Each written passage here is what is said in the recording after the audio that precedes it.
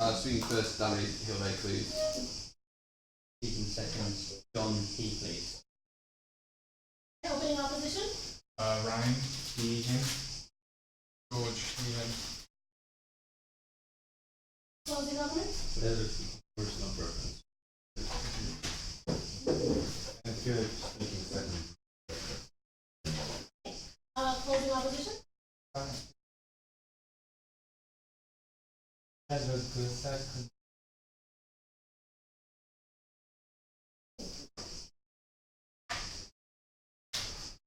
This is the ring for 1 minute for 6 minutes, 2 at 7:03 at 7:15. Let's now make it to 7:30.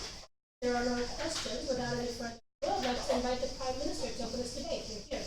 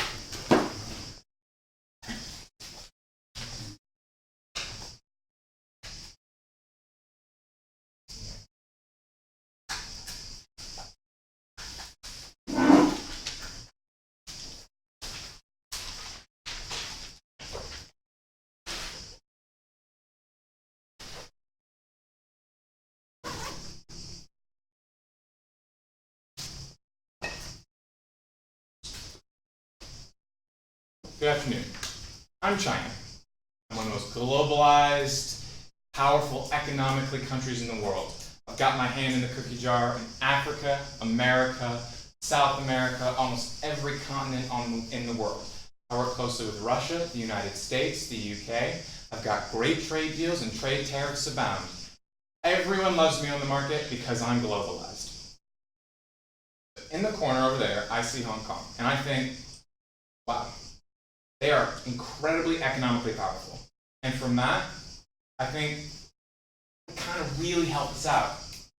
In the motion today, we really want to propose how the CCP should take over Hong Kong, but in a more peaceful economic way. Because in the motion, it clearly states that its current approach should be changed. And we agree, because in the past 10, 15 years, their current approach has been more of a violence. You know, we should really take in and go directly for governmental change and fix what works about Hong Kong. And we think that in today's motion as China, we should say no. Works about Hong Kong, works with Hong Kong. We just want them to give a little to us, and we can give a little to them. Now, just as clarification, no thank you. CCP works as the following. China runs the foreign affairs and defense system of the entire country, and Hong Kong, what makes it special is it has economic autonomy. Economic autonomy. That is the key difference here. The only thing that this motion really affects is the economics within Hong Kong and how that affects China as a whole. Now, my first point is that Hong Kong is the center of wealth within the country. It is, no thank you, not at this time. Sure, yeah. In the motion says that it would continue its actions like this. Continue its current approach. But at the end it says rather than continuing its current approach. So by approach we mean, because the early motion it says CCP should take over, though should stop running the one country, two systems. And we're saying we're for that. But at the end it says rather than continuing its current approach. By that it doesn't mean rather than continuing to take it over, it means its approach to take it over. The way in which they're conducting it. So we're proposing more so a more soft power, genial way of approaching this, rather than just the way in which they're trying to be conducted in the past, which is bribery, corruption, some of the protests that open government tried to mention. So, anyways, Hong Kong is the center of wealth within the country. It's deeply globalized. A lot of Western powers and companies and banks operate within the country. Now, as China, we see this as a huge opportunity for us to be a part of, because we already work with those governments. We get trade tariffs and deals. That's true. But if we can get the companies that make up the capitalist ideals of these liberal countries, of these liberal democracies, that would be a huge sway as well. It would boost our economy. We can work with these companies as well, which in turn, the impact of this is that it boosts our economy and boosts our social and economic power within the area.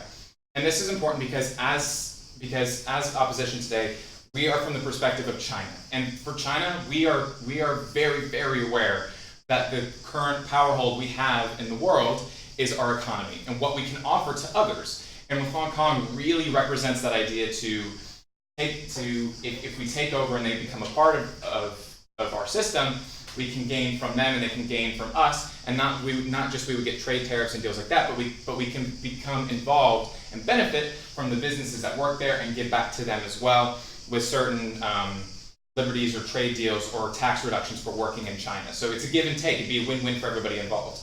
I want to give a bit of rebuttal now because opening opposition gave some key points. The first is that this idea of protesters and that actor within this conflict. And people in Hong Kong don't really want this, so they protest. But they give no clear impact as to why. Are they hurt, upset? What happens to these protesters? Do they get killed? Are they just saying, no, we don't want this and go back home? There's no really intrinsic value or impact of what happens to these people. I mean, they're going to be upset. There's a change in the government. Anytime that happens anywhere in the world, some contingent of people are going to be upset. But this leads me to my next point, which is currently in Hong Kong, a lot of the people there identify as Hong Kong, not necessarily Chinese. However, a lot of them feel this way because of the because of the intense way that China's been kind of pushing. But again, in the mindset of China, we're going for soft power. We want to be respected. We want the people to be with us, and we want the world powers to be with us. They already see that we have internment camps, that we work with North Korea, and we want to change that image. We want to see a world where if we work if we work with these people and that we bridge that gap and there's more sense of cogency and coherency within the people and the government, everybody can work together. It can boost our economy because everybody from mainland China and Hong Kong can be working together. There would be more trade deals between Chinese businesses and these Western businesses, and this opens up the idea for increased globalization within China, which can increase the job market, competition, and competition breeds GDP. Furthermore, to kind of talk about that point overall, as China, we really want the people to be together, and our approach isn't so much a tactical one, or even trying to interfere with foreign affairs or military, because that's what they've done in the past. I mean, in 2012. They tried to have a national education, Hong Kong. Look, that's how great we are. This is how we'll change policies, and people didn't like that. In 2014, they tried to interfere again in the Electoral College. I mean, they're trying to interfere with the government aspect of Hong Kong, and we don't want to do that. As mainland China, we recognize our mistakes, and instead want to focus on what's really important, and that's the economy. We want to work with Hong Kong because, in the long run, the connection between the two and the interdependence that both Hong Kong and China can rely on would be much more effective for both countries, and would in turn would allow a lot of companies in the Western world to work within China and feel more comfortable doing so, rather than just the contingency of Hong Kong. So on today's behalf in this world, we can see that opening up position. We're coming at you from the perspective of from the perspective of China. We want economic power and stability. We want our soft power to maintain in this globalized world. That is where our strength lies. And without Hong Kong, we don't really see how that can continue to prosper. Thank you. Thank you, Speaker, very much. I'm happy to invite the Prime Minister to continue going.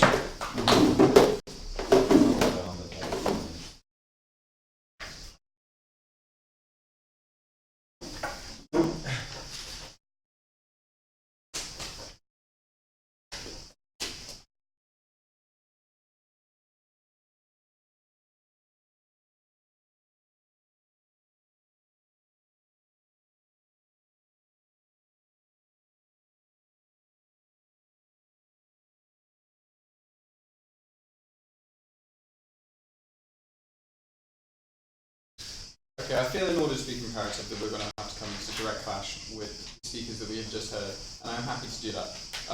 Let's enter your world for a moment and enter the perspective of the Chinese Communist Party. We agree with you entirely that probably the primary motivation of the CCP is self-preservation, the continuation of them as a wealthy country, and that therefore makes a happy China, which is what we currently have, a pretty economically wealthy country as well as a pretty economically wealthy Hong Kong. You've already accepted that in the 2020s this agreement will come to an end, but you also made the point that you don't see that particularly matters because of the likelihood of these protests to lead to things like, I presume, your logical conclusion is independence votes and whatnot, meaning that Hong Kong might in the future conceivably look for independence entirely. Right. So what are the risks to the Chinese Communist Party? Well, they could lose Hong Kong altogether. We can accept that that's a risk that you've already accepted. You've explained in depth how these protesters are virulently opposed to giving up, how they will not give up until they have what they want, and what they want is China to leave them alone. And essentially, they want independence. There's no reason, following your line of conclusion, to think that come the day they would just turn over and allow China to take over. Sure, fine. So the problems with that then are losing Hong Kong altogether. Well, why is that a problem for China? That is an enormous problem for China because Hong Kong, as we've already established in this debate, has incredibly well-established trade links with the entire world. It's globalized, as is mainland China. Currently, as one system, there isn't much of an issue. However, if we allow the deadline to roll up, then Hong Kong may seek independence, according to your worldview.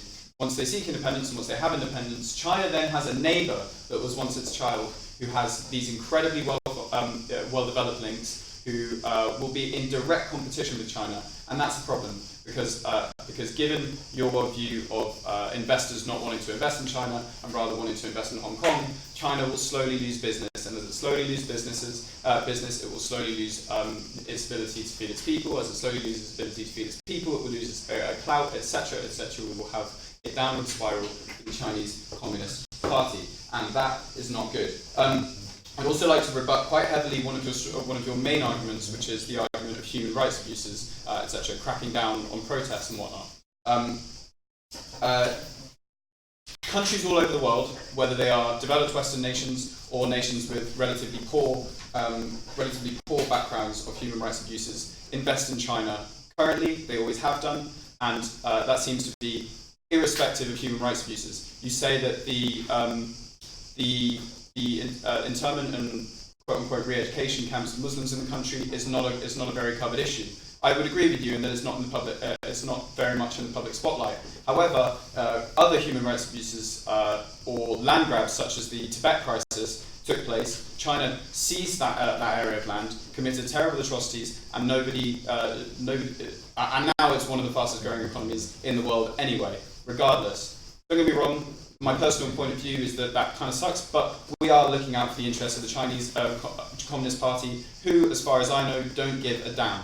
So we've already established that China doesn't mind about these human rights abuses, but B, that cumulatively the effect on PR of other countries investing in it is probably going to be relatively little, since it is a very developed economy, and B, because countries such as, well, A, we know that countries, developed Western countries such as the UK are willing to invest in issues that also do have a larger coverage, like selling arms to Saudi Arabia, who use them in atrocious human rights abuses against Yemen. So we already know that these countries are unlikely to change their point of view, but even so, we know that countries with a bad human rights record, such as Saudi Arabia, are still going to invest. And even if they impose sanctions on China, China has an awfully large amount of clout in the area. For example, even though the world imposed pretty much blanket sanctions on North Korea, it didn't matter because China was able to sustain it. China was able to sustain Iran. China has its foot in every cookie jar, or whatever disjointed metaphor you'd like me to replace that with. So, you then, let's follow your world even a little bit further. You talked about China's only option then for the horrible risk of losing Hong Kong altogether not to happen, and for the harms on our side of not having a competitor right next to it is to invade, essentially. That's what your partner said. I know you're looking at me quite confused. You can make a point and disagree with that. Am I mischaracterizing? Okay, cool. That's fine. Okay, in which case, if we just enter that world for just a little second, China is actually an enormous military. It is the second largest employer in the world besides the NHS. And has incredibly advanced bases in the South China Sea. It has Hong Kong does not have a developed military of its own. That would be a relatively brief conflict, but that's not an argument I'm particularly willing to make. That's an argument I'm particularly willing to rebut in your indulgence of the world in which we must invade. Currently, the Chinese government is as we said, making little stabs at apparently democracy on your side of the house, but we would say that it's actually a softer power incursion. Let me explain, as you've said, actually I'll take a point from opening and closing if anyone wants one. Okay, currently you've said that one of the biggest issues, that the one that's caused the current protests is extradition. Well, let me explain that. Actually, you see that as a breach of human rights. Actually, it's in the interest of the Chinese Communist Party, who at their core have, obviously, justice is one of the things that the Communist Party care the most about, because they want everybody to be treated equally. If a man in Hong Kong goes on holiday to Taiwan and murders his girlfriend and then returns to Hong Kong and confesses that he has murdered his girlfriend, such as actually happened, then no punishment can happen to him because he committed a crime in mainland China, cannot be extradited from Hong Kong to China. It is in the interest of a fair legal system for the Communist Party to have laws changed in Hong Kong. That's a more minor point. So we've already established that the harms that you have of foreign policy and investment are negligible, that the harms that we have of losing Hong Kong and having a major world competitor right next door are terrible, and really, realistically, once Hong Kong had been taken over by China, it is unrealistic, I think, to assume that all the businesses would flee, since businesses are already happy globally to trade with mainland China. So they would essentially just be changing their policy mindedly, because these companies aren't particularly interested in ethics, they are particularly interested in profit. And that profit can be shared with China, and that China can be a healthy, happy, and rich China. Thank you very much.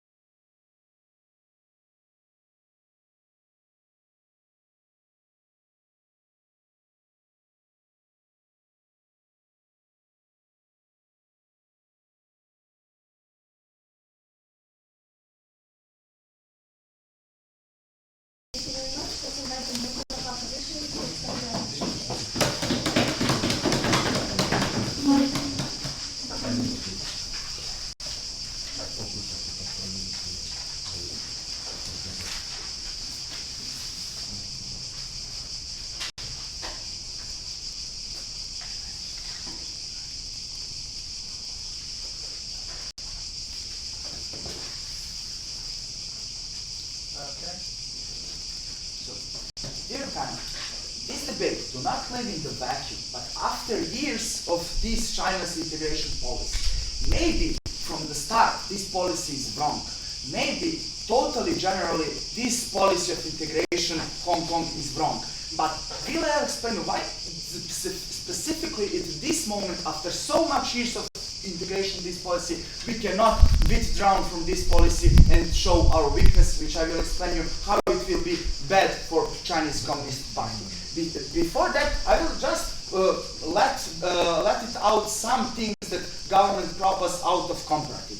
They told us about these hatreds, how violence can escalate and so on. So first of all, every protest have their momentums. And every protest sometimes gets weaker, because people do not want to go to streets every day. People are fear from being arrested. People are fear from being violence. So after so much time, protests will be small in the general cases of every protest. They must explain us why this protest is so specifically of every other protest. Second, big number of pro-China people lives in the Hong Kong. So it is not just that all people are so few and pissed off by this China policies. Second, China government already negotiated some things and push back from some policies. We are agreed with integration policies, but we do not set which speed of that integration policy will be had. We can slow down integration policy if this momentum is so bad for us to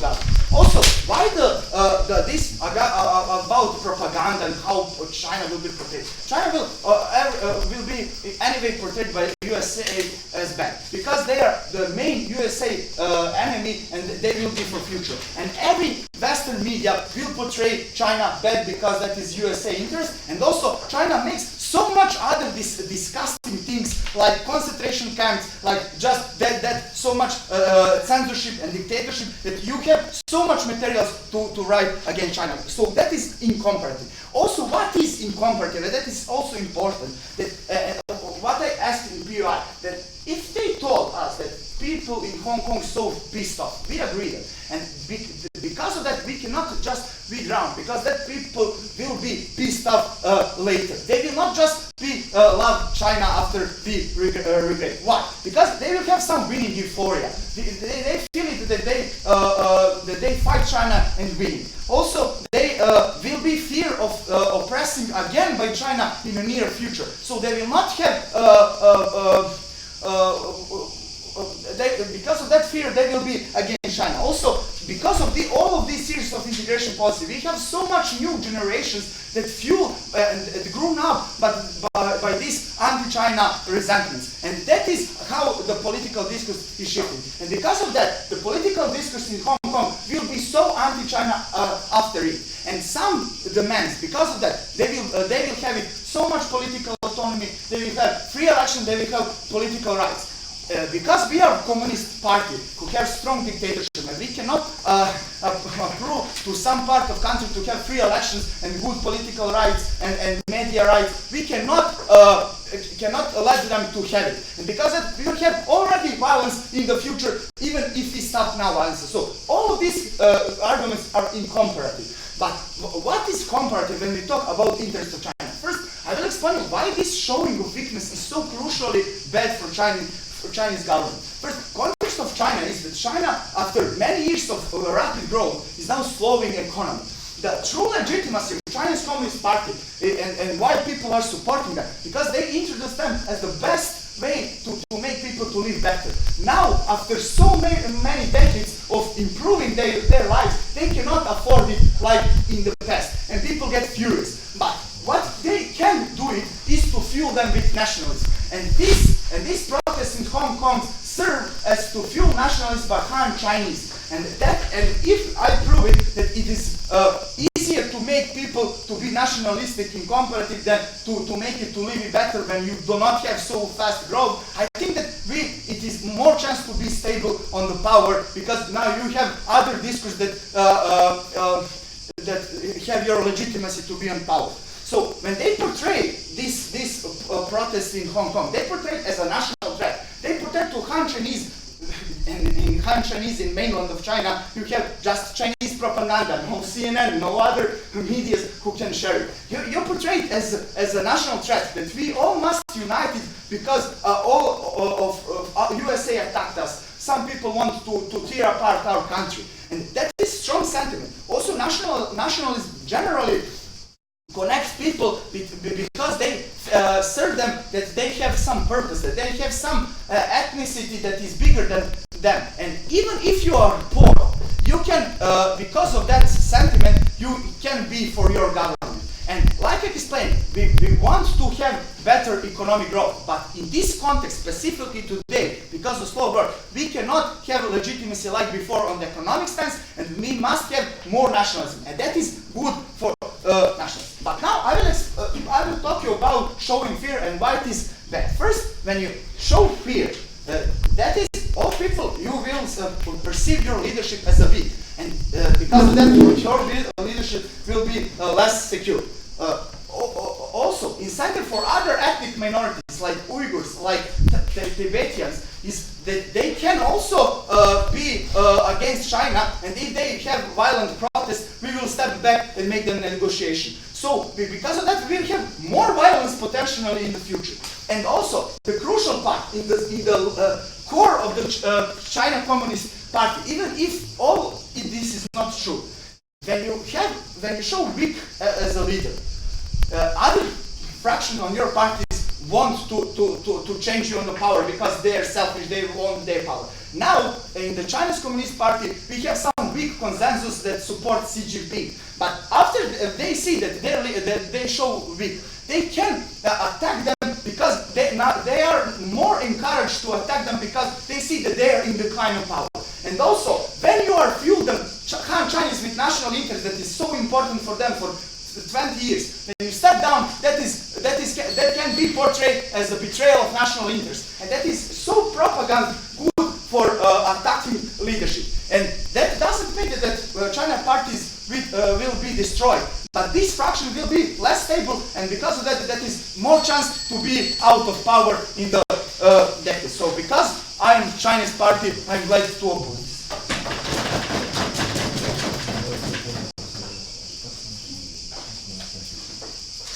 Thank you very much. Let's invite the government whip.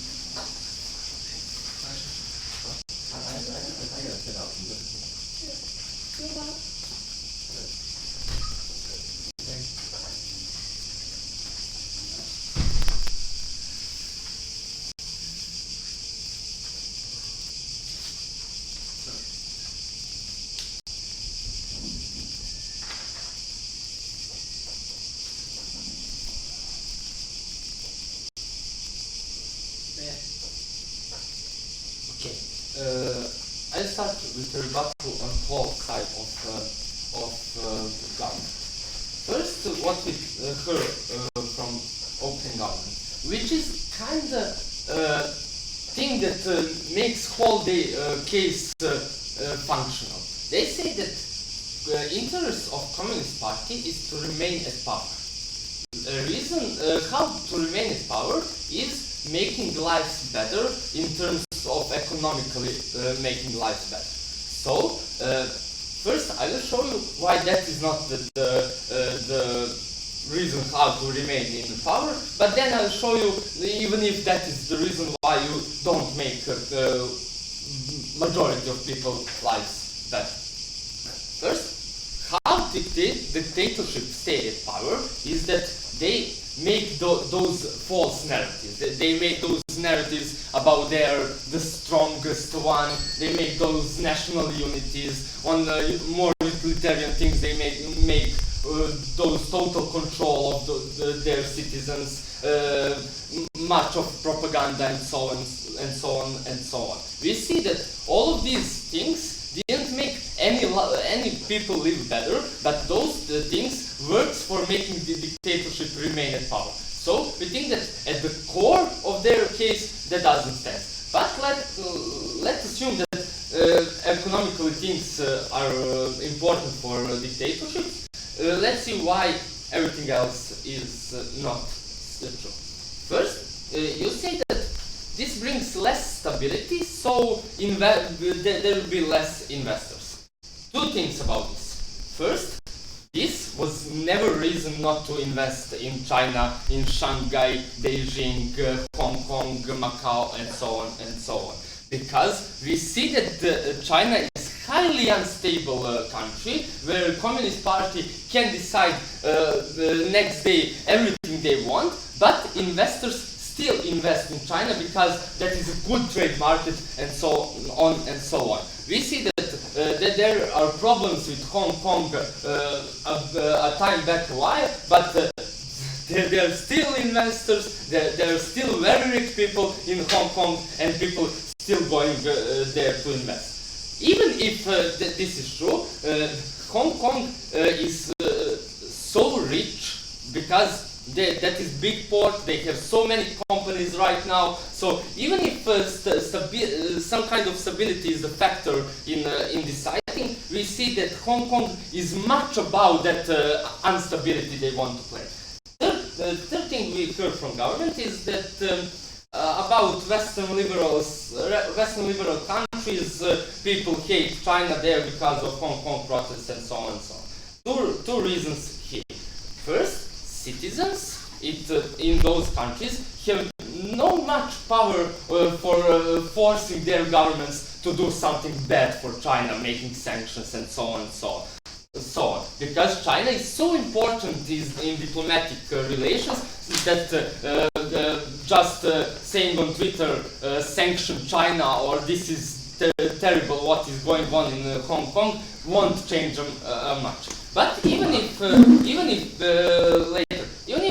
people have so much power, we see that if you want to make something bad for China, make sanctions, I know, you can find numerous other reasons why to make that.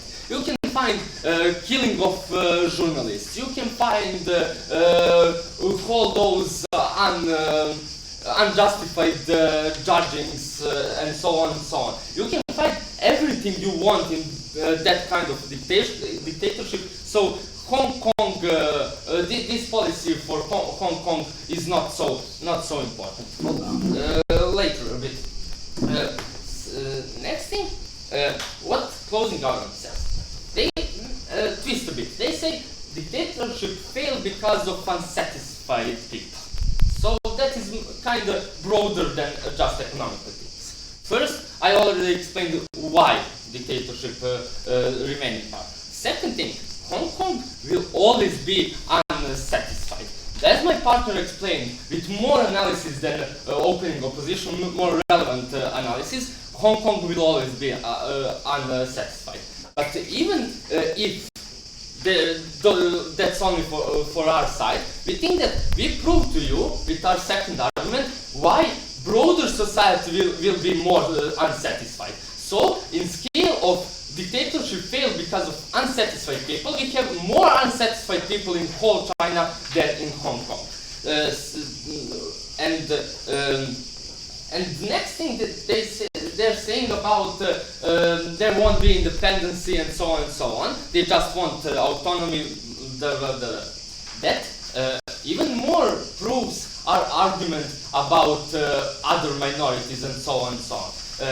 Even if that's true, but we showed you that that is thing we couldn't ever know. But let's go with that autonomy. We see that Chinese country, which is the strongest one in the eyes of Chinese, gives autonomy because they fail to pressure. Before I go on,